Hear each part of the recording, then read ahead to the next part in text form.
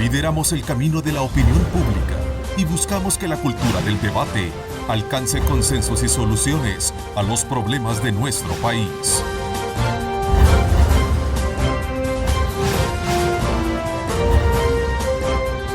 Diálogo con Ernesto López. ¿Qué tal? ¿Cómo están? Qué gusto, qué placer enorme saludarles a ustedes. Bienvenidos en este martes 4 de octubre de 2016. Gracias por sintonizar canales 15, 19 y 21, como siempre, cubriendo todo el territorio nacional. Agradecemos como siempre a Dios Todopoderoso por darnos el privilegio de poder ingresar hasta la intimidad de sus hogares. A continuación voy a presentarles a ustedes un breve resumen de la entrevista que el día de ayer transmitimos a ustedes con la embajadora de los Estados Unidos en nuestro país, Jean Mace, con quien hicimos un repaso por el tema de la cooperación que existe entre los Estados Unidos y El Salvador, así como también de otros aspectos elementales que tienen que ver con temas como la seguridad y el combate a la corrupción y la impunidad. Veamos a continuación. Ya estamos viajando bastante en este país porque antes de llegar, la embajada empezó con una campaña en Facebook pidiendo a todos los salvadoreños que ellos pueden dar sugerencias a nosotros en qué lugares deberíamos visitar de su país. Y recibimos más de 5,000 personas que estaban escribiendo en esta cosa para decir, bueno, tiene que visitar aquí, tiene que visitar aquí. Entonces tratamos de seleccionar todas las semanas un par de cosas de las personas que están surgiendo para visitar en su país. Todos los países tienen sus ventajas y desventajas, sus desafíos y también sus oportunidades. Y para mí es tan importante de viajar a todo este país, conocer la gente, porque es imposible de realmente trabajar en los asuntos, en los desafíos y también las oportunidades sin conocer la gente. Entonces yo paso mucho tiempo afuera de este edificio, de conocer la gente y más que nada de escuchar de la gente, de los problemas y también los deseos que los jóvenes tienen, sus padres, porque creo que es bien importante, no solamente para mí, pero todo nuestro equipo de la embajada, de entender bien y la gente de este país cuáles son sus sueños para su propio país. Y la cosa que estamos tratando de hacer es que las personas sienten que tienen opciones. Y si quieren perseguir sus sueños aquí en este país, pueden hacerlo. Si quieren viajar para los Estados Unidos o España o otro lado, eso está bien también. Pero también necesitamos que la gente aquí, los jóvenes, puedan sentir que pueden perseguir sus sueños aquí en este país. Que tienen las oportunidades de estudiar, de trabajar, de realmente encontrar todo lo que quieren aquí en este país. ¿Cuál es su valoración de ese debate que se tiene entre las autoridades y aquellos otros actores que somos la sociedad civil, el sector privado, el sector político, el sector judicial, que juegan un papel muy importante también en la solución del problema de delincuencia y violencia que vive el país? Y creo que el debate está muy bien, porque significa que las personas están participando en su país, en las soluciones. Lo más importante es que al fin del día trabajamos juntos en eso, porque no hay caminos separados que van a tener éxito. Tenemos que realmente trabajar juntos para mejorar la seguridad. Tenemos que trabajar juntos para mejorar el clima de inversión de este país. El gobierno solo no puede hacerlo. El sector privado solo no puede hacerlo. Financiamiento para los planes. Un debate que para muchos obviamente no pasa, porque se trastocan intereses de carácter económicos, obviamente, entre un sector privado y el sector gobierno, que ambos tienen la responsabilidad porque todos vivimos en este país, ¿no? Y creo que hay dos cosas importantes en eso. Que uno es que 70% de este país está trabajando en el sector informal, que no está pagando impuestos. Entonces, de este porcentaje importante, no está pagando su parte de todos los servicios del país. Y de la otra parte, realmente, es cómo crecer la economía. Porque tiene que crecer la economía para tener el dinero para sostener los programas. Y eso es algo que desde la embajada estamos mirando día a día. La corrupción no tiene partido. La corrupción no es un tema de un partido o otro partido. La corrupción es la corrupción. Y también tenemos en los Estados Unidos.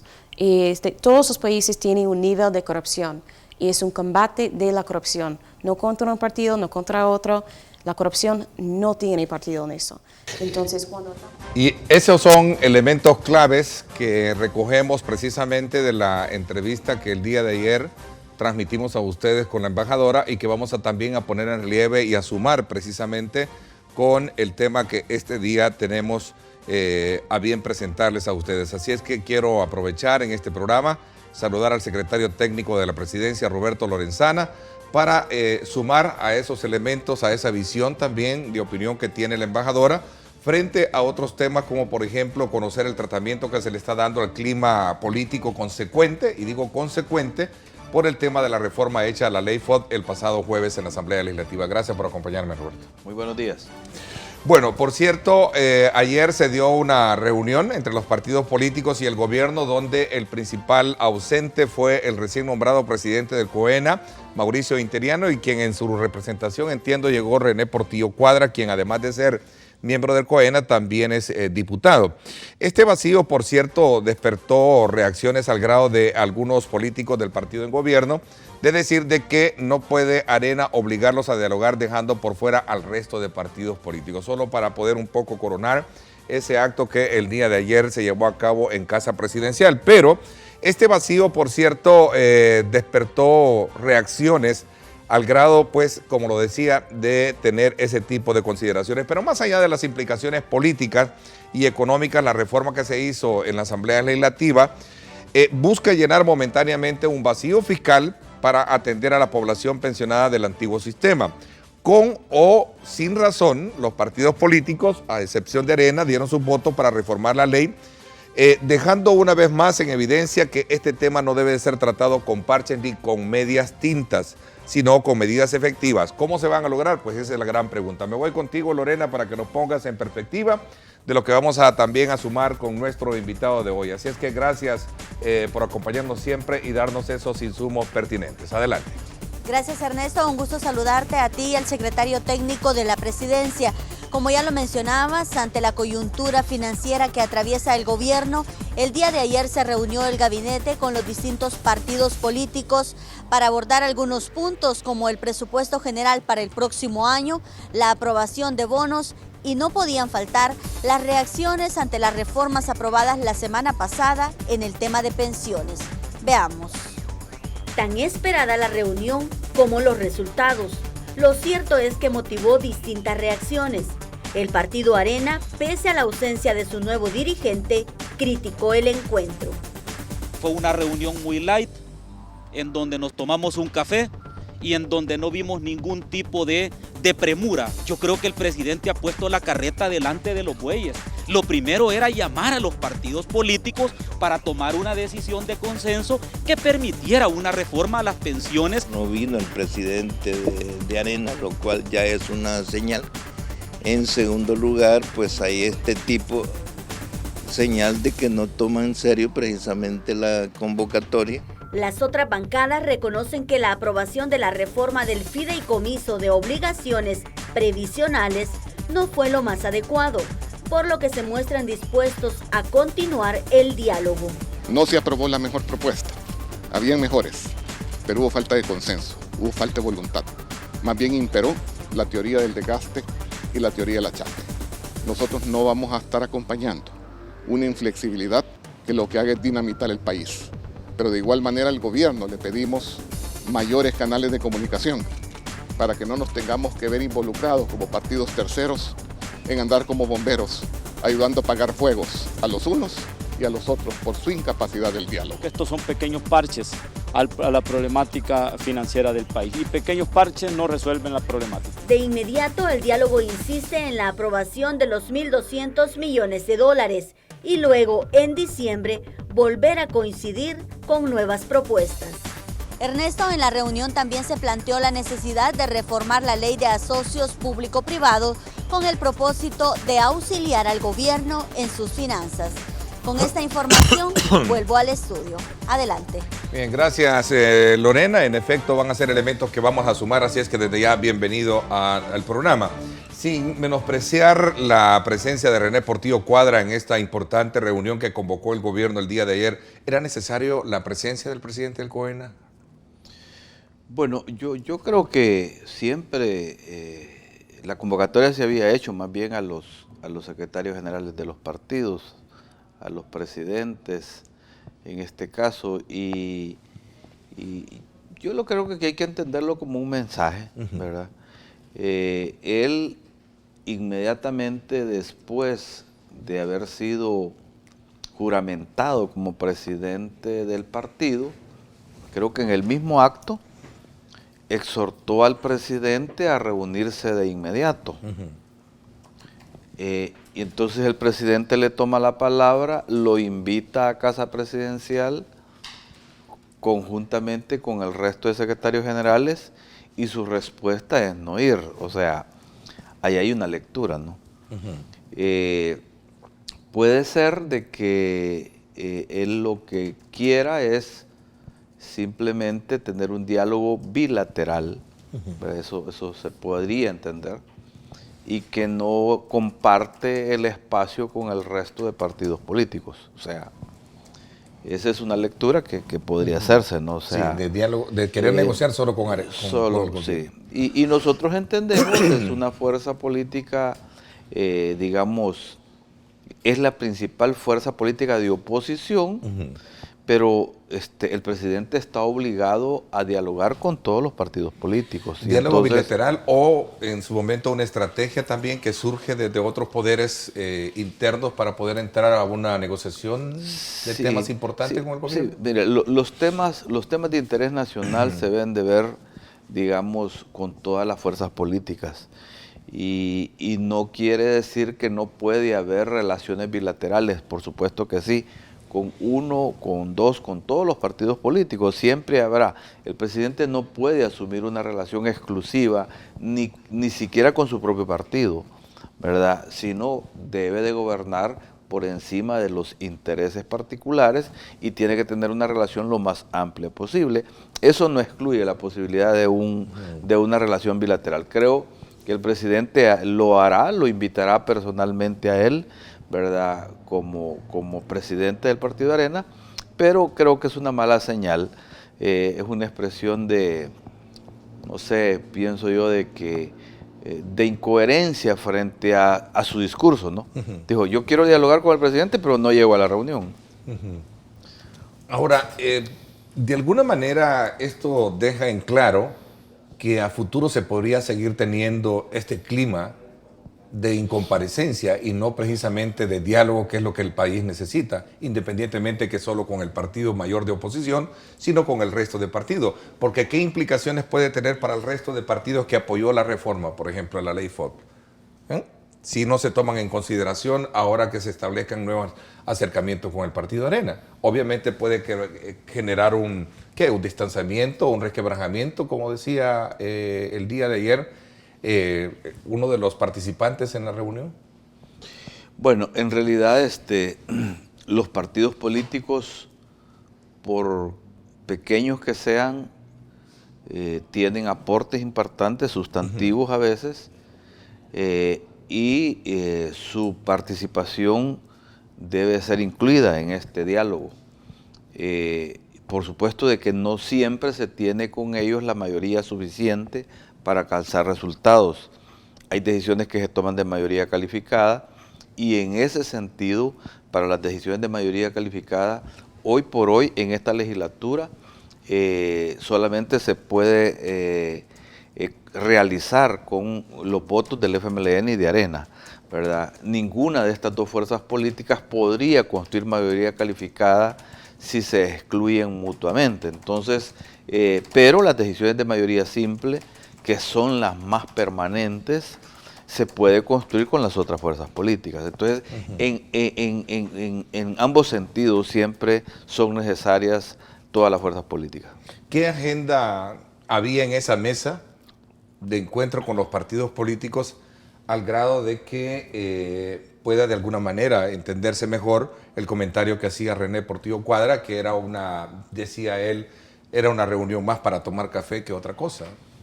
Mire, a mí me llama poderosamente la atención el discurso, digamos, ayer se decía de chocolate envenenado, ¿no? De este señor, porque cuando esté en la mesa él es muy amable, pero cuando esté en las cámaras tira veneno. O sea, no sé hacia dónde, para quién va dirigido los discursos, ¿no?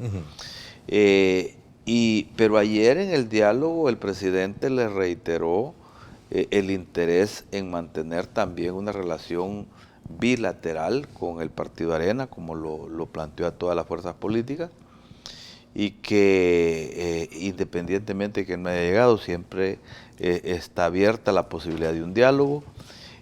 Después de lo que había pasado la semana anterior, en que se construyó una decisión por mayoría simple y hubo un ambiente de crispación en la Asamblea Legislativa, creo que era oportuno la convocatoria del presidente para decir, miren, el espacio de diálogo debe desarrollarse, debe de ratificarse, debe de continuarse y debe de profundizarse en la búsqueda de acuerdos. El sentido de la reunión de ayer era, miren, hay una agenda de carácter fiscal en la que hay un conjunto de contenidos que ya llegó el momento de hilvanarlos, de articularlos. Hemos avanzado en este diálogo, hay contenidos fundamentales en los que estamos de acuerdo prácticamente todos y creo que debemos de ir poniendo un tren de aterrizaje. El sentido era ese, ¿verdad? Y creo que hubo una expresión de voluntad de la mayoría, ¿verdad? Todos dijeron queremos estar en esta mesa de diálogo fiscal, ¿verdad? Tampoco nosotros sabemos, porque el señor que llegó no tiene poder de decisión, entonces no sabemos si Arena está de acuerdo que el resto de partidos políticos participen en esa mesa, ¿verdad? De parte nuestra, de parte del gobierno y también de parte del secretario general del FMLN, se dijo, nosotros estamos de acuerdo, aunque todos los partidos políticos participemos en esa mesa, pero no sabemos, porque el señor que llegó dijo que no tenía poder de decisión para informar si el resto de partidos políticos deben de participar o no en esta mesa. A ver, pero siendo pragmáticos, entendería yo que el mensaje es claro. Arena quiere dialogar con el gobierno. Sí, y lo cual está bien, que dialogue, pero no se puede excluir al resto de fuerzas políticas. O sea, no tiene sentido realmente. Las fuerzas políticas todas, por pequeñas que se quieran ver, son importantes. Y excluirlas para nosotros nos parece un gravísimo error, porque en cualquier democracia las minorías deben de ser tomadas en cuenta y estamos hablando de grupos parlamentarios que juntos pueden andar por los entre 15 y 20 votos, o sea que sí deben de ser tomadas en cuenta. ¿Será que también Arena los ve como aliados de ustedes al final de cuentas hoy con el proceso de votación que se dio en este ejercicio? Bueno, en realidad lo que pasó en este ejercicio fue una decisión luego de haber superado el momento en que se trató de convencer al partido de Arena que acompañara. El ministro de Hacienda presentó la iniciativa de la aprobación de los 71 millones de dólares para salir de este momento para el pago de las pensiones desde hace un mes. Esa solicitud fue presentada desde hace un mes y Arena no quiso apoyarnos. Sí hizo un amago, digamos, nos planteó de que sí, ellos lo iban a discutir y que tenían interés en corresponder, porque hay que recordar de que este tema se complicó un poco más porque la Asamblea Legislativa, cumpliendo el mandato que dio la Sala de lo Constitucional de cambiar la tasa de interés de los certificados previsionales, eso no estaba previsto en el presupuesto, ¿verdad? Y la Sala dijo que la tasa LIVA era inconstitucional y la Asamblea estableció una tasa de interés del 3.5%. Eso implica pagar más. Entonces, esa era una de las consideraciones que había que tomar en cuenta. La misma Asamblea había aprobado eso. Estudiarla y lograrle consenso. Entonces resulta de que Arena dijo que sí iba a acompañar, pero que después condicionó hasta estudiar el presupuesto. O sea, lo que pasa es que esta semana había que cumplir con esas obligaciones. El mismo partido de Arena destacó que el día 7 era un día negro, o sea, porque a partir del 7 hay que cumplir estas obligaciones de carácter previsional. ¿No fue tan bienaventurada entonces esa decisión? Porque al final lo que tenemos es aún más esa crispación política de diálogo, sí, pero mire, el país decía, lo decía la embajadora. Los gobiernos tienen que tomar decisiones y si un partido nos quiere mantener así en el hilo de la incertidumbre y no poder tomar decisiones. ¿Qué es lo que hubiera pasado si la Asamblea no decide eso? La semana pasada. Caemos en el impago, o sea, el gobierno hubiese caído en el impago por los pensionados. Y no se le paga a 165,000 pensionados. O sea, eso es lo que hubiera pasado si la Asamblea no toma la decisión. Y vamos a quedarnos con los brazos cruzados porque Arena dice que todavía no ha estudiado, que todavía está leyendo el presupuesto. No puede ser. Los partidos tienen que tomar decisiones. Había que tomar decisiones de manera oportuna. Y bueno, la decisión se ha tomado y la institucionalidad sigue funcionando. O ya ANEP, que también Arena había amenazado ir a la sala, ya presentaron un recurso de inconstitucionalidad. Que nosotros realmente vemos que ese recurso, que esa demanda, más bien confirma lo correcto, la racionalidad de este decreto, por lo siguiente. El abogado que llegó a presentar la demanda argumenta, en la misma demanda, le dice a la sala, declare inconstitucional este decreto, pero no lo declare ya, sino que sea aplicable hasta el próximo año, dice.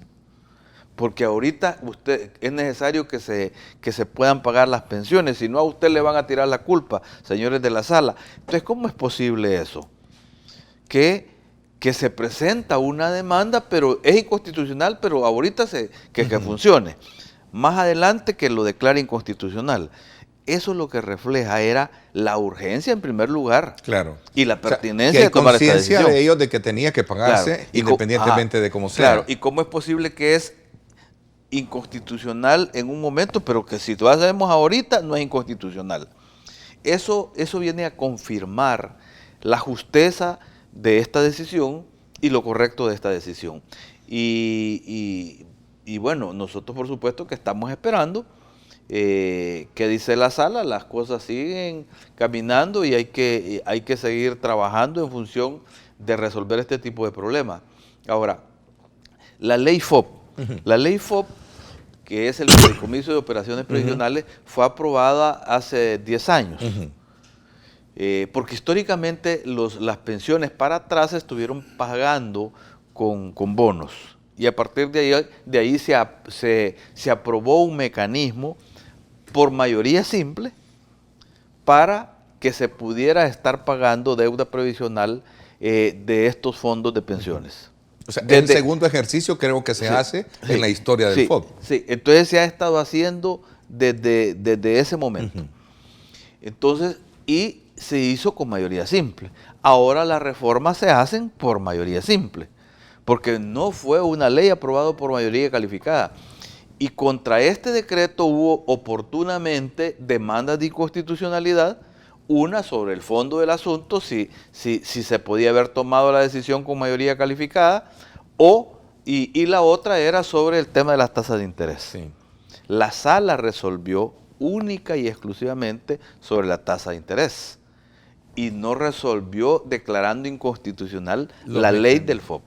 Quiere decir que la misma sala la legitimó esta ley, ¿verdad? Porque solo declaró inconstitucional la tasa de interés de esa ley, de la ley FOP, establecida para este tipo de certificados. Entonces, ahora se le presenta este recurso en la que le dicen, mire, es inconstitucional, pero repito, dice, es inconstitucional, pero ahorita déjelo pasar, sino que aplíquelo a partir del próximo año. Realmente es una confirmación de que era necesario tomar un acuerdo frente a la actitud cerrada del Partido Arena, que no quiso votar por el financiamiento de los bonos. A ver, y esta posición que asumió el doctor René Portillo Cuadra en la mesa, aun y cuando, usted lo dice, no lo puedo comprobar, de que no tenía él en su momento la autoridad para establecer acuerdos o a llegar a acuerdos en esa mesa, de alguna manera no coincide con el hecho de que en el pasado se estaba esperanzado a establecer una negociación más, digamos, concreta, mucho más digamos, una reforma que tuviese del consenso de todos los actores en el país y por consecuencia no estar de alguna manera tirando los bueyes, digamos, la carreta adelante de los bueyes? No, en realidad nosotros estamos en un proceso de búsqueda de acuerdos desde hace mucho tiempo. Pero Mire, no se ha logrado, no a se ha eso logrado. me refería, porque... Pero justamente ese es el propósito de esta reunión. Era el principio, entonces el tema en particular era para eso. En realidad nosotros hemos estado en este diálogo desde hace más tiempo, ¿no? Pero con Arena estamos en una mesa bilateral. Pero bueno, era comprensible que ellos entraban en un proceso de democracia interna y había un vacío de liderazgo mientras tanto en la transición. Entonces nos dijeron, miren, vamos a una elección interna, hagamos un paréntesis, un stand-by mientras nosotros resolvemos, está bien. Y se fueron a un proceso de elección interna. Sale electa esta nueva dirección. Y nos dicen, fíjense que nosotros fuimos electos, pero que tomamos posesión dentro de un mes. Se tardaron un mes entre la elección y la toma de posesión. Y pasó otro mes. Y luego dice, fíjense que ya tomamos posesión, pero necesitamos conocer esto. Vea, afianza. Entonces, hay un vacío de liderazgo. O sea, nosotros esperamos, por supuesto, porque no conocemos el rasgo de las personalidades, esperamos que haya suficiente inteligencia, madurez y racionalidad para entender que este tipo de problemas están por encima de los intereses partidarios. Pero hasta ahora vemos que la tendencia sigue siendo el mismo estilo anterior. No votar por este decreto para pagarle a los pensionados. Y no me refiero a este decreto, porque pudieron haber tenido diferencias con este decreto, pero se les había solicitado la emisión de los bonos. Para los 71 millones de dólares justamente necesarios para este... Y no quisieron. O sea, alguien tiene en sus manos la posibilidad de decidir pagarle o no a 165,000 personas su pensión para vivir. Y dicen, no, porque no lo hemos estudiado, pero es que el tiempo se agota. O sea, los gobiernos tienen que tomar decisiones, se agotó el tiempo. Y entonces tuvimos que virar para otra alternativa en la que no se contaba el voto de la mayoría calificada. Entonces esa fue la decisión que se tomó. Ahora, de alguna manera esto me lleva a preguntar si de alguna manera habrá un mejor clima de entendimiento con la nueva autoridad o se mantiene bajo ese espíritu austero que se tenía de, digamos, o de negociación con Arena y las anteriores autoridades. Eso es lo que nosotros queremos confirmar, ¿verdad? Precisamente por eso el presidente lo invita al presidente del Partido Arena. Él decide no llegar, ¿verdad? O sea, nosotros lo que estábamos esperando era justamente que se pudiera resolver este problema. No, pero no llegó.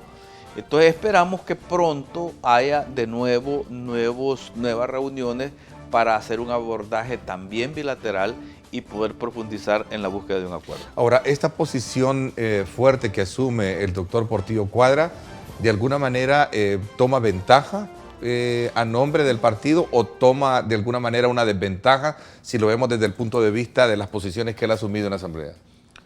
Bueno, yo no sé si es una posición fuerte o débil, ¿no? O sea, decir que burlarse de una reunión en la que están los secretarios generales de los partidos y el presidente, o sea, burlarse de un esfuerzo, yo no sé si eso es fortaleza o debilidad. ¿Verdad? Yo creo que lo que exhibió realmente es el desinterés del partido de buscar un acuerdo racional, compartido, concertado con el resto de fuerzas políticas. Eso es lo que mostró. Yo no creo que sea fortaleza, más me parece una debilidad. Anet coloca y hablamos sobre el tema en particular, sobre el tema de la inconstitucionalidad, pero la validez que puede tener en este caso en particular, ¿no? Pero también el día de ayer trabajadores se acercaron a la Corte Suprema de Justicia para interponer un recurso. ¿Cuál es la valoración que se tiene al respecto? Me voy a hacer una pausa comercial, no me cambie y regresamos. Porque la protección comienza en el hogar. CONNA, Consejo Nacional de la Niñez y Adolescencia, presenta un mensaje positivo para usted. La protección comienza en el hogar con buen trato y también una disciplina positiva. De nada nos sirve decir que sí o que no, porque la verdad que siempre hacen lo que ellos consideran correcto y gane o pierda uno, a ellos no les interesa. Que es un robo del gobierno al dinero de los trabajadores. Está bueno, porque así nosotros podemos recibir lo que hemos trabajado. Si el gobierno va a estar absorbiendo parte de eso, a los empleados que somos públicos, qué bien, ¿verdad? Pero entiendo que después le van a dar una pensión mínima. Entonces uno sale al final afectado. Ojalá que las reformas sean en beneficio de todos, pero tampoco tiene por qué desligarse la AFP del compromiso que tuvieron con nosotros.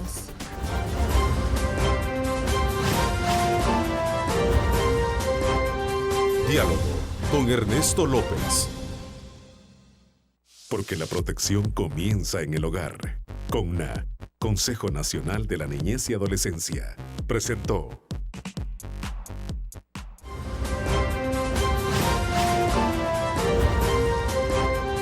Diálogo con Ernesto López. Bueno, gracias nuevamente por estar con nosotros. Antes de continuar en este análisis sobre las consecuencias políticas que se tienen hoy en día a raíz de la reforma que se le hizo a la ley FOB el pasado jueves en la Asamblea Legislativa y otros temas que suman obviamente a este clima político, quiero recordarles que todos los salvadoreños están disfrutando el exquisito sabor de pollo campestre. Le invito a que lo pruebe hoy en cualquiera de sus restaurantes. Pollo campestre orgullosamente hecho en El Salvador. Bueno, antes de pasar y hablar un poco acerca de lo que viene por delante a partir de lo que podría ser una reforma profunda al sistema de pensiones que todavía sigue letargado, digamos, en el encuentro de consenso con los partidos políticos, aquí me están haciendo una pregunta que me parece muy interesante. ¿Será la posición del diputado Portillo Cuadra ayer en Casa Presidencial y ante los medios mostrarse un defensor o radical de derecha por las fotos que están circulando cuando el diputado Cuadra participaba en actividades que estaban relacionadas con sindicatos que estaban cerca del FMLN? Yo creo que no, yo creo que él es una persona que ha virado, o sea, si en un tiempo él anduvo cerca de la izquierda, pues yo nunca lo pude ver, pero fotografías circulan. ¿No fue miembro del FMLN? Creo que no creo que haya llenado los requisitos, o sea, pero sí dicen anduvo cerca de los movimientos sociales, ¿verdad? Y bueno, pero cada persona tiene el legítimo derecho de tener la ideología que quiera tener, político, y él, digamos, la vida lo llevó hacia Arena y abrazó esa ideología, aunque haya andado en otras vueltas, en otros tiempos, ¿no? Decía anteriormente que qué tan bien aventurada fue la decisión de aprobar la ley FOB, dejando por fuera no solo al partido Arena, sino también la consulta general con el resto de actores en ello.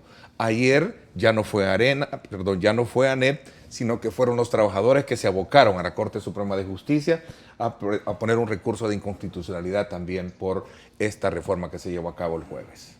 Bueno, en realidad yo tengo entendido de que es el mismo, hay un grupito de trabajadores que los andan moviendo así, que no trabajan, creo yo, son sindicalistas de estos que son profesionales de oficio de esos gremios, no son trabajadores.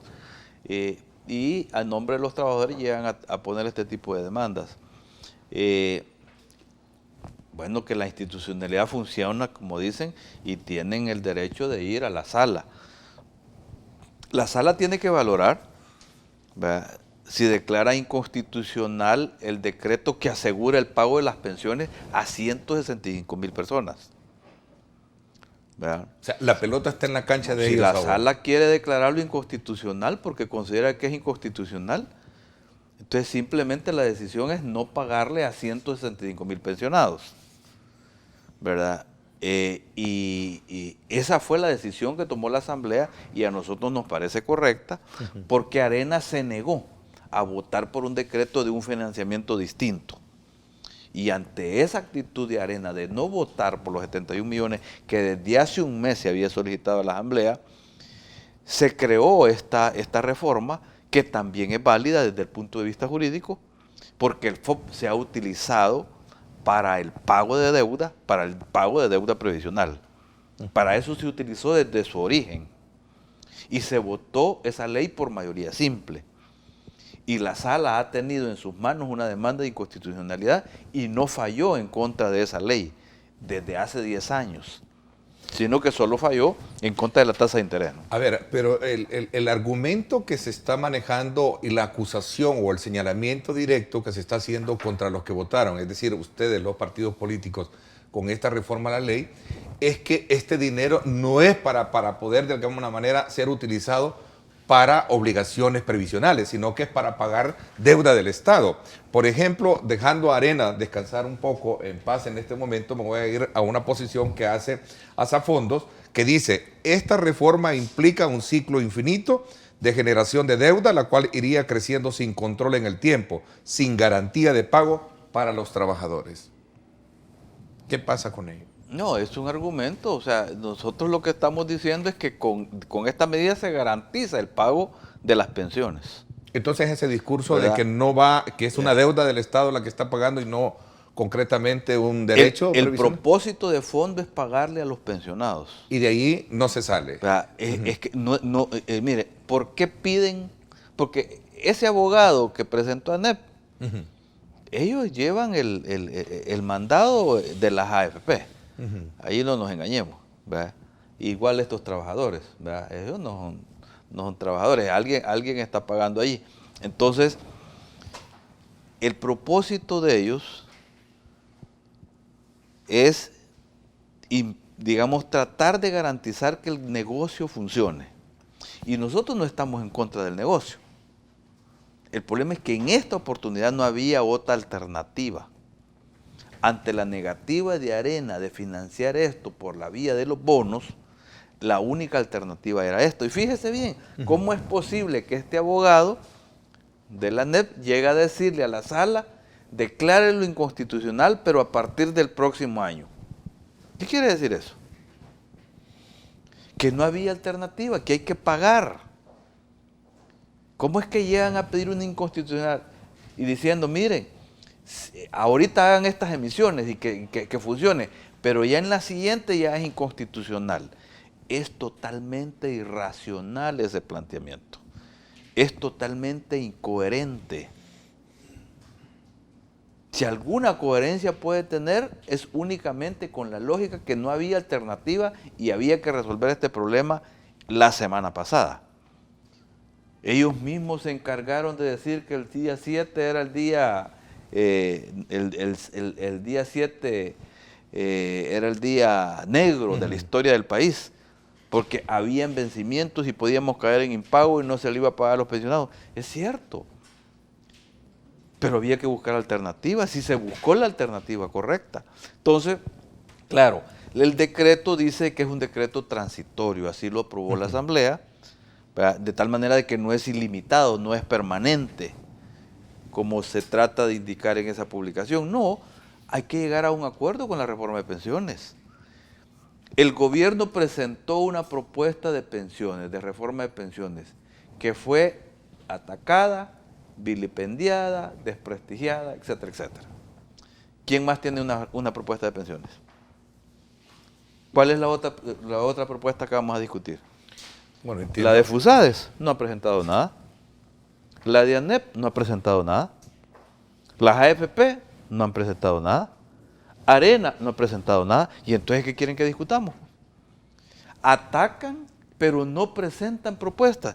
Y todo mundo tiene claro, hasta el Fondo Monetario Internacional lo ha dicho, que la reforma a la ley de pensiones es insoslayable, que este sistema de pensiones en las condiciones como está es insostenible, dice el Fondo Monetario, pero no quieren presentar propuestas.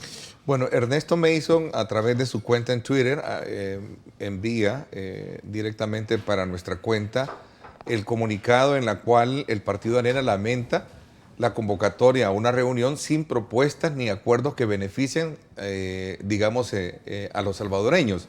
Dice, retroceden las medidas confiscatorias al Fondo de Ahorro de Pensiones de los Trabajadores, que retrocedan, dice. pagar el FODES a las alcaldías cuyo retraso afecta el desarrollo local.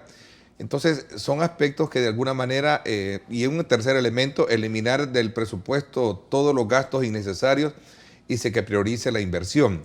Ese es, digamos, los aspectos elementales que plantea Arena, ¿verdad?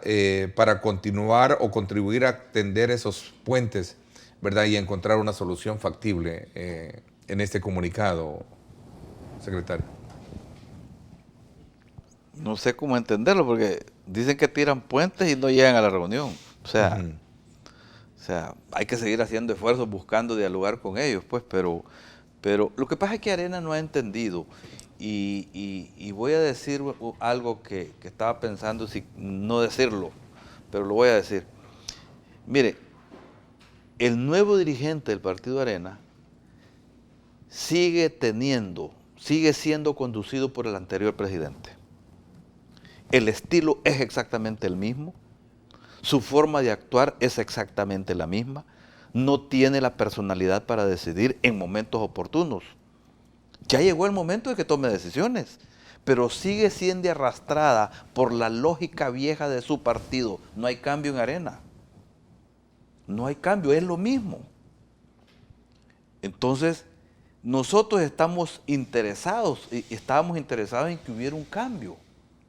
Y dijimos, bueno, hay una nueva figura, ojalá, pero sigue siendo arrastrada por la misma lógica, la misma conducta exactamente, cerrada.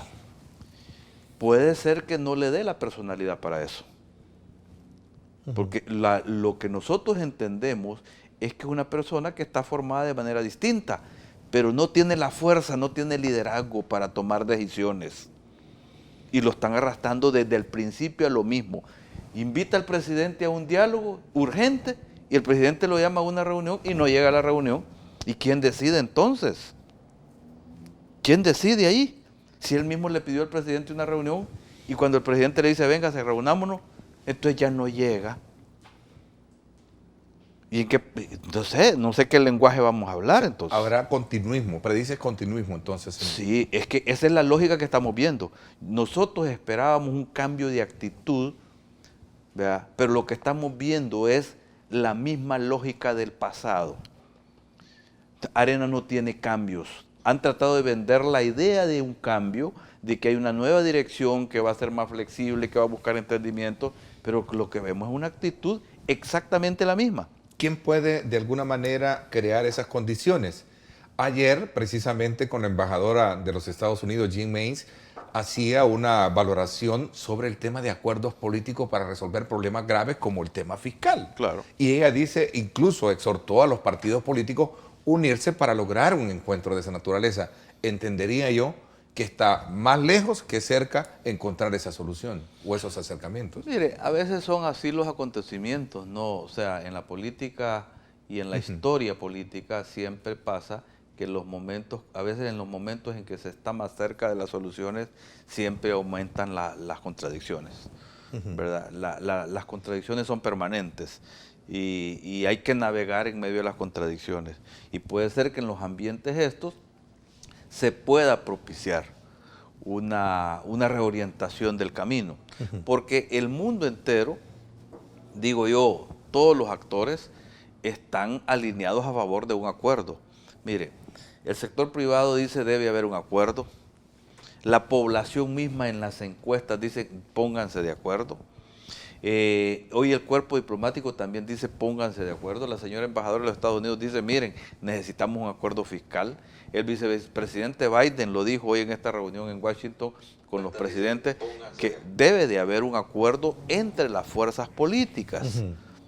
Porque ¿cómo es posible? Dicen que el gobierno de los Estados Unidos está pidiéndole al Congreso de los Estados Unidos apoyo para estos países si las principales fuerzas políticas del país no se ponen de acuerdo para asegurar la mejoría de las finanzas públicas.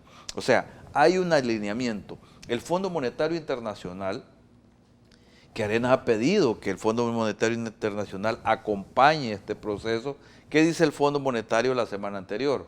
Dice, no, si en El Salvador nosotros no necesitamos hacer una intervención, no estamos surgidos para intervenir. El Salvador tiene buenas cifras macroeconómicas, dice el Fondo Monetario. El problema que ustedes tienen es un problema de caja de liquidez coyuntural por un problema de acuerdo político. El problema de El Salvador es político. Es la falta de un acuerdo nacional. Y el fondo dice, nosotros los podemos acompañar, sí y solo sí, antes se han puesto de acuerdo al interior. Es un acuerdo nacional, de carácter político.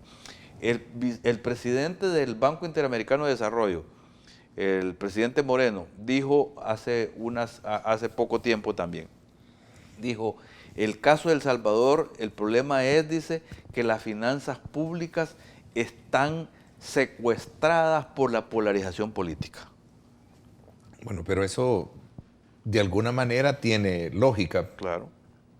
Y mucha lógica, ¿no? Claro, ese es el, o sea, bueno, de hecho, si hubiera un Juan acuerdo Valiente, político, sí. si hubiera un acuerdo político, ya estuviéramos en una situación distinta. Diferente. Dice Juan Valiente, la burla, la ridiculización y el cinismo del secretario técnico no ayudan a construir esos puentes. Necesitan de Arena como fracción para las soluciones de país, Ernesto me dice. Nosotros necesitamos, el país necesita, el gobierno no lo necesita, el país necesita un acuerdo entre todos. Y las principales fuerzas políticas del país, incluido Arena, son determinantes. Todos somos determinantes en esto. Y entonces, claro, lo que pasa es que, y ¿cómo voy a hacer yo? Pues para interpretar las cosas, ¿verdad? Yo no puedo recitar lo que Arena quiere oír. Yo voy a decir lo que yo pienso, ¿verdad? Porque, ¿y cómo voy a interpretar yo? Que me expliquen. El presidente del partido dice que quiere diálogo con el presidente y el presidente lo invita a un diálogo y no llega. ¿Y eso qué es? Entonces, ¿cómo lo voy a entender yo? Sin condiciones no se puede llegar a la mesa, ¿me quiere decir? Es que no sabemos ni siquiera si están poniendo condiciones. Simplemente mandan a una persona que no tiene ningún poder de decisión, ¿verdad?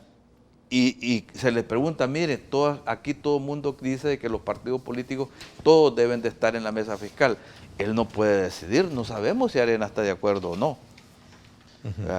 Y por supuesto de que nosotros no excluimos, ¿verdad?, la importancia que haya una relación bilateral entre las principales fuerzas políticas del país y el gobierno también. Eso nosotros no lo excluimos. Pero tampoco podemos despreciar la posibilidad que otros actores de menor tamaño, como las otras fuerzas políticas, puedan participar en este intercambio de opiniones. Conciencia política hay que esta reforma que se hizo es una, digamos, es una medida de parche al problema, ¿cierto? Es una medida temporal que resuelve temporalmente. Un problema, ¿no? Pero a la larga, de manera estratégica no, porque de manera estratégica se necesita la reforma de pensiones. ¿No es esto una confiscación, como sostiene Asafondo según comunicado que emitiera recientemente? No. ¿Qué está haciendo? Es una respuesta para pagarle a los pensionados. Yo le voy a hacer una pregunta a los que escriben esos artículos. ¿Se puede pagarle a los pensionados? Si la sala podría declarar inconstitucional esta, ¿se les puede pagar a los pensionados? Entendería que no. Bueno, ¿y entonces? Ese fue el propósito, porque Arena no quiso votar por los 71 millones. Para nosotros lo más importante es pagarle a la gente, resolverle a la población, y no podíamos dejar sin pensiones a 165,000 personas, así de simple.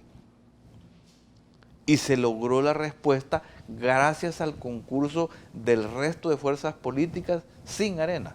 ¿Qué negociaciones hubo con el resto de partidos? No, lo que se hizo fue un acuerdo.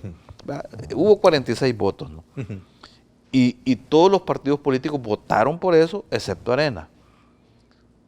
Entonces, y de esa forma se ha construido la posibilidad de que se le pague a los pensionados. No me gusta tomar del rumor y hacerlo noticia, pero en los corridos políticos en la Asamblea Legislativa se dice de que el FMLN contó con los votos del partido Gana, asegurándole que asume la presidencia en el mes de noviembre. No, o sea, el nuevo presidente de la Asamblea Legislativa, el diputado Guillermo Gallego, fue electo y juramentado desde el primer día del mandato de la Asamblea, hace casi 2 años. 2 años, sí. O sea, ya fue juramentado en aquel momento.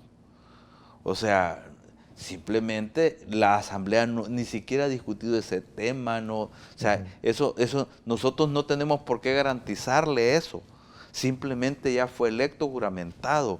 Y siempre tenemos como norma cumplir los compromisos políticos adoptados. ¿Otorgándole la presidencia en noviembre? ¿Arena se la va a ceder? O sea, es un acuerdo, ¿no? Es un acuerdo, esos acuerdos se toman en la Asamblea por mayoría simple, ¿no? Y entiendo que en su momento fue, no recuerdo si todos los partidos votaron, pero creo que sí, porque Arena subió a la Junta Directiva, ¿no? Entonces, ese rumor no existe, ¿no? No, ni de una para nada. garantía para que él asuma como partido. Entiendo que ya la transición la están preparando, ¿verdad? Ya están tomándose las decisiones para hacer la transición. No hay absolutamente nada, es un rumor simplemente. Ok. Así es. A ver, decía que toda esta polémica generada a partir de la reforma es que obviamente deja en claro de que no se puede tratar el tema de las pensiones con parches, con medidas temporales o con medias tintas, sino con medidas concretas. No existe un mecanismo más allá del diálogo que permita verdaderamente saber que los salvadoreños los trabajadores van a tener una reforma pronta que no esté con este tipo de, digamos, de ambivalencias como la de esta reforma. Mire, en el diálogo que hemos tenido con Arena, ¿verdad? Nosotros nos pusimos de acuerdo y dijimos, busquémosle solución a varios temas que tienen que ver con el acuerdo fiscal vinculado a la ley de responsabilidad fiscal, la deuda pública, el tema del financiamiento de los 1.200 millones de dólares de bonos, las medidas que corresponden para alcanzar las metas de la ley de responsabilidad fiscal, etc. Y dijimos, el tema de pensiones dejémoslo para después, ¿verdad? En el entendido que siempre es urgente y que tengamos el tiempo para que los demás hagan propuestas. Nosotros, el gobierno presentó su propuesta creo que en abril de este año y no tuvo la correlación en la Asamblea. Y está bien, hay que respetarla. La correlación no dio para eso. Pero lo importante es que los demás propongan. Nosotros estamos esperando las propuestas. Nosotros queremos conocer la propuesta de Arena, de FUSADE, de la ANEP, de las AFP, porque todos estamos conscientes de que ese es un sistema, el sistema de pensiones, que necesita una reforma. Claro. No es sostenible en el tiempo, ¿verdad? Y el gobierno presentó la suya como una opinión, como una alternativa, como una propuesta. Y la atacan, pero no presentan propuesta. Entonces nosotros estamos esperando hasta ahorita que nos hagan propuestas. Hemos dicho, miren, esta es la nuestra, no tiene la correlación, construyamos juntos, veamos otras alternativas, pero no presentan propuestas. Y este sistema se va a autodestruir si no hay una alternativa de consenso. Para ir cerrando un poco el ciclo, porque quisiera aprovechar la presencia, secretario, y hablar de otros temas de país, ¿cómo se explica cuando usted dice el término, si no se toma medidas urgentes para tratar el tema, va a colapsar? ¿Cómo se explica también que otros actores, digamos otras sociedades, están también examinando este tema? Por ejemplo, en Chile hay una proclama importante de la sociedad civil queriendo cambiar el sistema porque pase a manos del Estado. El sistema salvadoreño se fundamentó en la legislación chilena. O sea, la ley de pensiones de El Salvador fue una mala copia del sistema chileno. Y en Chile están propugnando por una reforma radical, diría yo, ¿verdad? No sé qué va a pasar en Chile, pero lo que sí le puedo decir es que la sociedad tiene una conducta diferente. En Chile los niveles de participación de la sociedad para buscarle una reforma a su propia ley de pensiones es altísimo. En El Salvador, la participación de la sociedad en ese debate es muy limitada. Ha sido más la guerra mediática la que impuso una ruta, pero no hay un debate a fondo. Las diferentes organizaciones sociales no han discutido a fondo la importancia de hacer una reforma al sistema de pensiones. O sea, hay una diferencia fundamental entre lo que pasa en Chile y lo que pasa en El Salvador en el tema de pensiones, y es los niveles altos de participación que hay en Chile de la sociedad. Todo esto tiene que ver con la administración de los fondos públicos, porque gran parte de no poder pagar el dinero es porque no alcanzó el dinero. Arena sigue con la misma tesis, recogiendo un poco el espíritu ya casi para cerrar este ciclo, que lo que ha habido es una mala administración. Incluso gran parte, para entender mejor el problema, es que todo ese dinero se usó en gastos, digamos, administrativos, y no se dejó para poder de alguna manera saldar los compromisos con los pensionados. Arena sigue en su discurso, por eso le digo yo que no hay cambio. Ese es el mismo Arena. Miente para tratar de hacer creer a la gente una forma distinta, ¿verdad? Pero yo no veo en esto racionalidad, no veo cambios, no veo flexibilidad, no veo ir al encuentro en la búsqueda de soluciones, sino ¿por qué caímos? Entonces la pregunta quizás es bien importante plantearla así. ¿Por qué caímos en este problema? Porque el sistema nació enfermo. O sea, el sistema de pensiones nació enfermo. Cuando lo privatizaron, nació enfermo. La privatización de las pensiones fue haciendo grandes regalías. Grandes regalías. Se han pagado miles de millones de dólares en intereses en ese sistema de pensiones. Se regalaron solo en un decreto que se aprobó para darle subsidios a un grupito de gente en la asamblea, fue en los tiempos del gobierno de Saca, se regalaron 7.000 millones de dólares. O sea, es impresionante lo que hicieron con eso. O sea, ese sistema nació enfermo, ¿verdad? Y resulta de que también es injusto. Tiene unas enormes desigualdades. Ese sistema necesita una reforma porque ya se agotó. Simplemente se agotó, ¿verdad? Y si no hay reforma, seguramente, y esto se lo hemos dicho nosotros a los dirigentes de las AFP, si no se hace reforma, sus empresas se van a enredar, se van a emproblemar. O sea, esta es una reforma que se necesita para el país, pero también para las mismas empresas que administran los fondos de pensiones. Bueno, si no vamos a estar cayendo en ese círculo interminable de deuda, porque en todo caso el gobierno asume la deuda prestándoles a la AFP, ¿no? Que es lo que ha pasado ahora, claro, de este fondo de pensiones. Mire, y lo que pasa es, el gobierno tiene la obligación de saldar todo el sistema antiguo, del Seguro Social, del INPEP, que fueron deudas acumuladas en las generaciones anteriores. Pero de aquí en adelante, ya un porcentaje del 15%, que va a ir creciendo rápidamente, pronto será el 50%, de las nuevas generaciones que se van a jubilar, que se van a pensionar, que ahorraron en el sistema público, en el sistema privado, pero que no les alcanza el dinero para su pensión, y el Estado tiene que pagarles. Si el sistema privado, de por vida. Sí, el sistema privado se creó justamente para que del mismo ahorro de la gente se paguen las pensiones. No, el Estado tiene que pagar lo que no alcanza. Bueno, y según los ahorros va a ser calculado a 4 o 5 años en el sector privado. Claro. Y en el sector gobierno es de por vida, ¿no? Sí, que es la propuesta que se hace. No, pero estoy hablando de que en este momento concreto el Estado tiene que subsidiar. Eso es insostenible, ¿verdad? Y justamente por eso se hace necesario una reforma. Esto que se decidió la semana pasada es para darle respuesta coyuntural a los pensionados que tenía que pagársele su pensión.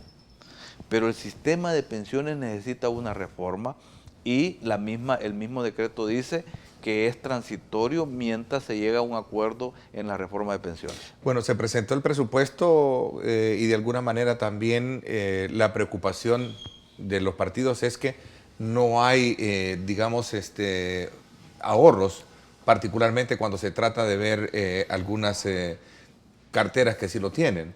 Me gustaría que habláramos de esto cuando regresemos. Arena dice que, Juan Valiente dice, propuesta de Arena es conformar una mesa técnica para elaborar rediseño integral del sistema de pensiones. ¿Sí? Voy a la pausa y hablamos de esto cuando regresemos. Gracias por estar con nosotros. Recuerden nuestro reprise a las 8 de la noche por nuestro canal hermano, Canal 19. No se lo pierda. Porque la protección comienza en el hogar. CONNA, Consejo Nacional de la Niñez y Adolescencia, presenta. Bueno, como siempre, un mensaje positivo para usted. Recuerde que la protección comienza en el hogar con un buen trato y también con una disciplina positiva. Pues se supone, ¿verdad?, que debería ser eso intocable, porque todos vamos a llegar ancianos y es cuando más necesitamos ese ahorro. Hubo otra forma como agarrar esos fondos de otra parte, la hubiera sacado el Estado, sí, pero de modo. Que son ahorros privados, donde uno se lo ganó, ustedes se lo están ganando, mire, con el sudor de la frente.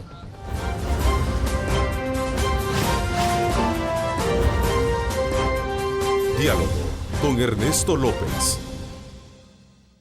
Porque la protección comienza en el hogar. CONNA, Consejo Nacional de la Niñez y Adolescencia, presentó.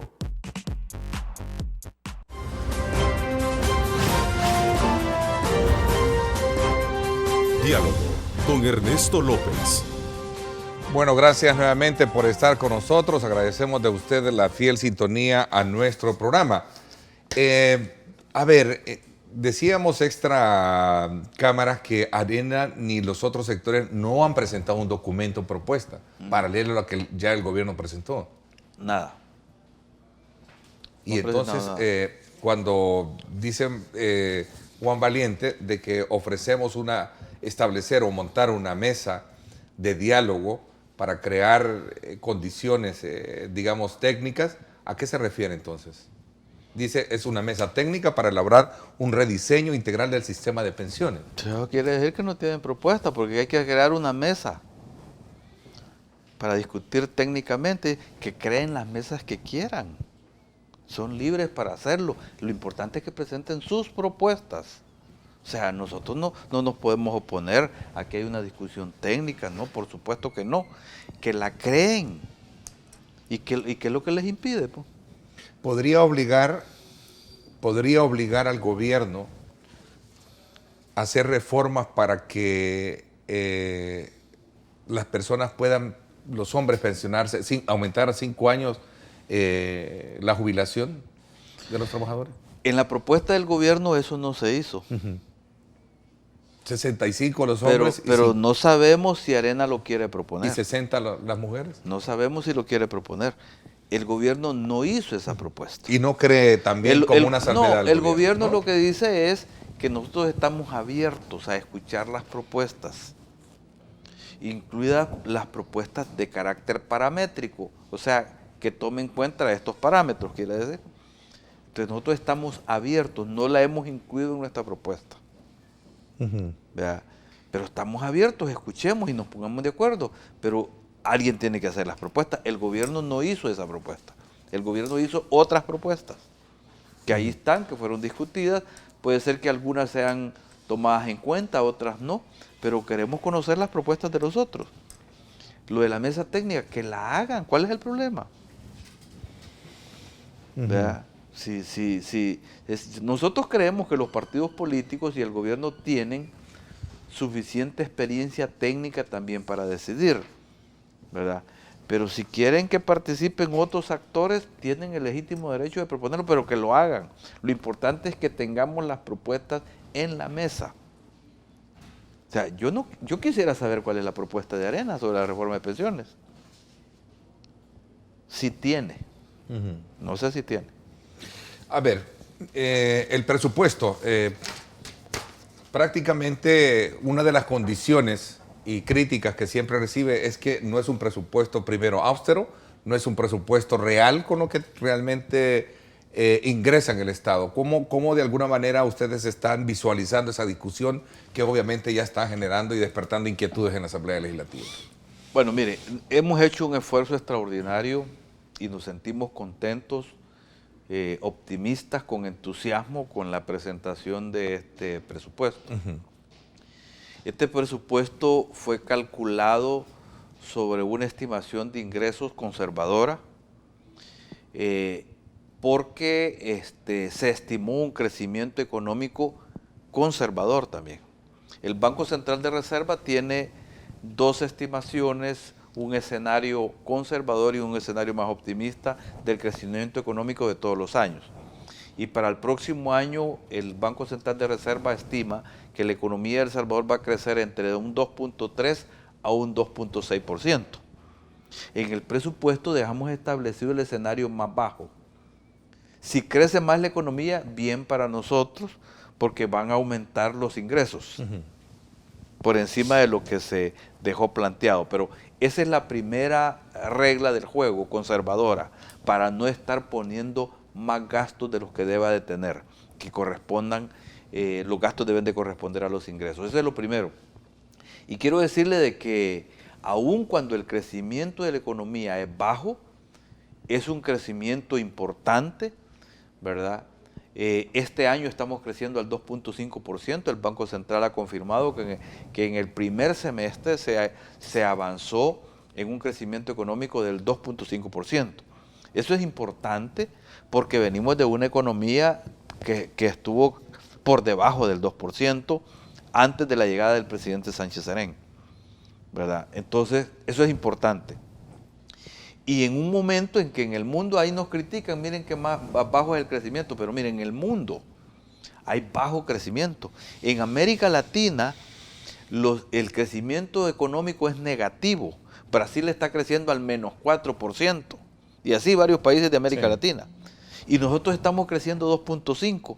La gente afuera dice, miren qué bien, ustedes están creciendo las exportaciones, está creciendo la industria de la construcción, que estuvo en números negativos en los años anteriores. Bueno, este mismo día en el periódico La Prensa Gráfica destaca una información, BID, el problema central de El Salvador no es financiero, sino de bajo crecimiento. Sí, es que en realidad, ya si lo vemos desde el punto de vista macro, en sentido histórico, a lo largo de décadas el país ha crecido en un promedio del 2%, a lo largo de décadas.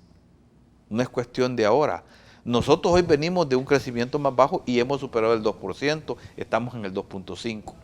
Pero bueno, volviendo al tema del presupuesto, mire, nosotros en el presupuesto mantenemos el cumplimiento de las políticas públicas de nuestras prioridades como gobierno. Tenemos asegurado el financiamiento a la seguridad para que se mantenga el combate a la inseguridad en los niveles en que hemos estado. Tenemos que trabajar por mejorarlo más, por incrementar más el financiamiento a la seguridad, pero se tiene asegurado. Y todos saben, todo el país sabe, hemos podido deleitar estos meses que los índices de violencia están bajando. Tenemos, por supuesto que también nos acompaña la cooperación internacional, nos acompaña el gobierno. Lo reconoció el embajador de los Estados Unidos en mi programa. El gobierno de los Estados Unidos nos está apoyando, la Unión Europea nos está apoyando, y queremos mantener esos niveles de cooperación. Sin embargo, así hincapié que uno de los principales, digamos, factores que dañan la economía del Estado es la corrupción y la impunidad. Por supuesto, históricamente siempre le ha hecho daño, y por eso es que usted ve, el gobierno está apoyando a la Fiscalía, se le ha apoyado con 100 fiscales más, esperamos que los contrate todos, ¿verdad? Y se le está dando nuevos apoyos, el gobierno está dando un acompañamiento permanente a la Fiscalía. Y hay un nivel superior, diría, de coordinación entre la policía y la Fiscalía, como no lo habíamos tenido antes. Entonces, eso quiere decir que nosotros estamos comprometidos con eso. Y por supuesto, el gobierno no es el actor de la investigación en el tema de la corrupción, son otras entidades, la Fiscalía y los tribunales. Y debe de haber justicia en el caso de la corrupción. Nosotros en eso estamos totalmente de acuerdo, ¿verdad? Pero lo que sí siempre se ha estado diciendo es que no se utilicen las instituciones con fines políticos. Esa es otra cosa. La investigación debe ser a fondo y debe ser objetiva. ¿Es el caso per se hoy en día? No estoy diciendo, lo decimos en términos generales. Entonces, eso es importante de cara al cumplimiento de nuestras metas en el tema de la inseguridad, en el plan quinquenal y en este presupuesto. Luego, estamos garantizando el cumplimiento de los programas sociales más importantes, emblemáticos del gobierno. En este presupuesto que fue presentado se asegura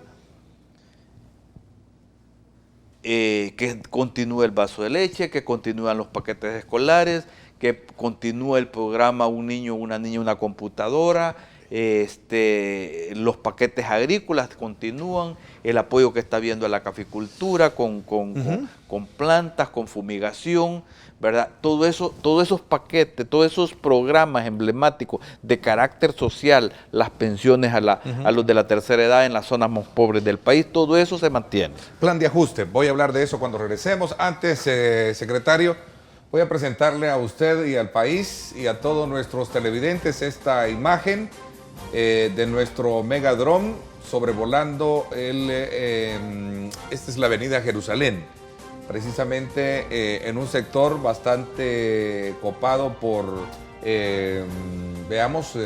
cantidades de vehículos. Ahí vemos el desplazamiento que va desarrollando ya el Megadrone sobrevolando este sector importante de la avenida Jerusalén. Una imagen que nos muestra las condiciones de tráfico a esta hora, parte de la fotografía que nos deja la oportunidad para orientarlos a ustedes y buscar las vías alternas a esta hora del día si piensa utilizar la avenida Jerusalén. Esta es la señal de nuestro Megadrone desplazándose sobrevolando sobre esta zona. Vamos a la pausa y regresamos.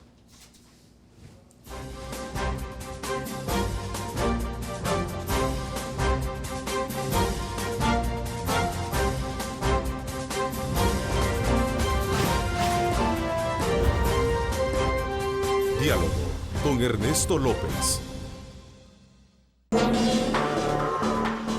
La siguiente sección es por cortesía de la Universidad Francisco Gavidia. Tecnología, innovación y calidad. Bueno, gracias nuevamente por estar con nosotros. Agradecemos los mensajes que ustedes nos están haciendo llegar. De alguna manera se podría creer que este sistema privado que tenemos podría llegar a quebrar, pregunta Mauro Vega. El sistema de pensiones. De pensiones, el privatizado. El sistema de pensiones, si no se hace una reforma de pensiones, no es sostenible. Simplemente no es sostenible. En el tiempo terminará autodestruyéndose si no se hace la reforma de pensiones. A ver, de alguna manera el tema del bajo crecimiento pasa por entender que también en el país hay que hacer los ajustes pertinentes, ¿no? Ajustes fiscales. Estas son propuestas, digamos, que han hecho importantes organismos como el Fondo Monetario Internacional. ¿Hay alguna medida que contemple, y una de ellas tiene que ver con el ahorro público? Para este presupuesto, regresando de nuevo al tema, ¿existe un plan de austeridad de parte del gobierno? Aún vemos ciertos cuadros de gastos que no dejan de causar mucha extrañeza porque se habla de un plan de austeridad y no se cumple en el gobierno. No, mire, yo creo que la sociedad en general tiene una visión de las características de este gobierno. Este es un gobierno austero. Se puede criticar a gobiernos anteriores, pero este gobierno de uso inapropiado de los recursos, de abuso, de malgastar el dinero, no se le puede acusar. Lo que pasa es que tenemos formas diferentes de pensar qué es usar bien el dinero. Mira, aparte del plan de austeridad, porque este es un gobierno austero, ¿verdad? No hay compras de vehículos nuevos excepto para la seguridad y salud. Eso es lo único, las emergencias. Todo lo que es el plan El Salvador Seguro sí se autoriza compras de vehículos. Hay racionalidad en el gasto, se ha limitado incluso los viajes de funcionarios. Solo con autorización del presidente los ministros y viceministros pueden salir, ¿verdad? Para cosas concretas que son de utilidad para el país. Y así pues, hay una cadena de acontecimientos. Lo que pasa es lo siguiente. Por ejemplo, ¿qué dice FUSADES? Que hay que eliminar los paquetes escolares porque eso es malgastar el dinero. Bueno, ahí entramos a una forma de ver diferente las cosas. Para nosotros eso no es malgastar el dinero. Para nosotros hacerle esa contribución a los niños significa darles las posibilidades que se puedan mantener más tiempo en las escuelas. Voy a decir una frase que dijo un personaje de la derecha, que no puedo mencionar su nombre, pero dijo, miren, ¿cómo es eso? Dicen, que le dan la leche a los niños para alimentar a los gusanos que tienen en el estómago. Con eso no están alimentando a los niños, están alimentando a los gusanos que tienen en el estómago. Esa es la forma de ver el mundo. Es malgastar el dinero, darle leche a los niños. Nosotros tenemos una forma distinta de ver el mundo. Creemos nosotros que a las familias de escasos recursos hay que apoyarlas, hay que subsidiarlas y hay que quitar los subsidios en aquellos casos en que la gente no merece los subsidios porque tiene recursos para hacerlo. Pero la gente de escasos recursos sí. Entonces, ahí tenemos una diferencia de fondo. Si eso se considera malgastar el dinero, nosotros pensamos distinto. Si darle computadoras a los niños, que todavía creemos que son insuficientes, hay que dar más, que tengan sus verdaderos centros de cómputo, todas las escuelas. Nosotros creemos que eso no es malgastar el dinero, es preparar a los niños para el futuro, es preparar a las nuevas generaciones para que se preparen en el acceso a las nuevas tecnologías, que es el mundo de ahora. Eso no es malgastar el dinero. Pero respetamos, por supuesto, si Arena piensa diferente y ellos consideran que eso es botar el dinero, pero tenemos formas de ver las cosas de manera distinta. La propuesta de bajar salarios dentro de las instituciones de gobierno, incluyendo los diputados, como se menciona. Mire, el gobierno no puede inmiscuirse en los asuntos internos de los otros órganos. Los diputados tomarán sus decisiones con respecto a la Asamblea Legislativa. La Corte Suprema de Justicia toma su decisión con respecto a su economía salarial. Son ellos los que deciden, ¿verdad?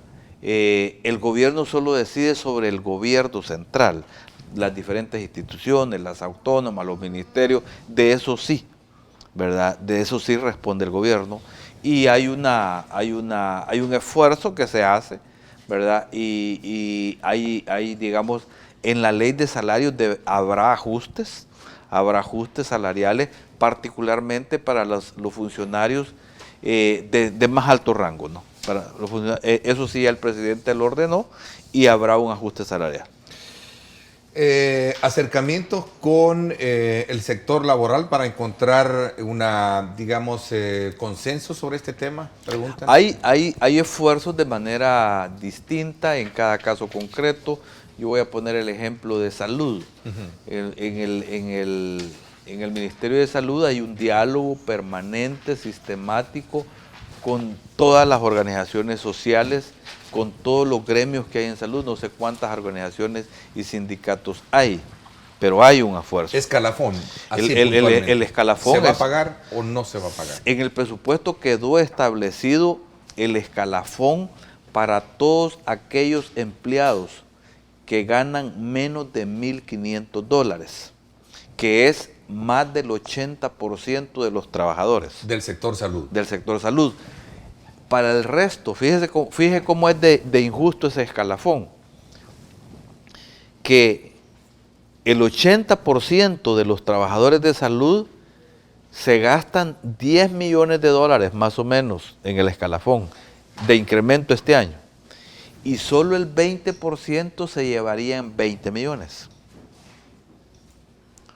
O sea, por eso es que nosotros hemos priorizado en atender el escalafón a los de más bajos ingresos, a los de $1.500 para abajo, y con eso estamos cubriendo a la gran mayoría de trabajadores.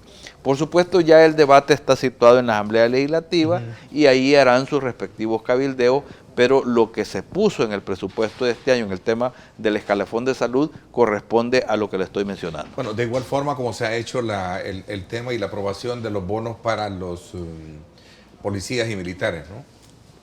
La entrega de los bonos. Sí, efectivamente. O sea, en el caso de los policías y los militares, eso obedece a la contribución especial. De ahí está saliendo de la contribución especial y eso, en la medida en que se va recolectando la contribución especial, se van haciendo las entregas de los bonos respectivos a la policía, y eso es como un incremento adicional, digamos, a la política salarial que ya tiene la policía. Bueno, secretario, el tiempo se me fue. Quiero agradecerle que me haya acompañado este día en el programa y hayamos tenido desde luego la posición, la versión oficial frente al tema de la reunión el día de ayer y sobre todo también lo que se puede esperar de las nuevas autoridades del partido Arena. Nosotros siempre vamos a desear que las nuevas autoridades del partido Arena abran los brazos al país para búsqueda de una solución concertada. Bueno, gracias por mi parte. Esto es todo por hoy. Gracias. Los invito a que no se pierdan el reprise hoy a las 8 de la noche por Canal 19. Gracias, pásenla bien y como siempre recuerden lo más importante, amar a Dios sobre todas las cosas. Lideramos el camino de la opinión pública y buscamos que la cultura del debate alcance consensos y soluciones a los problemas de nuestro país.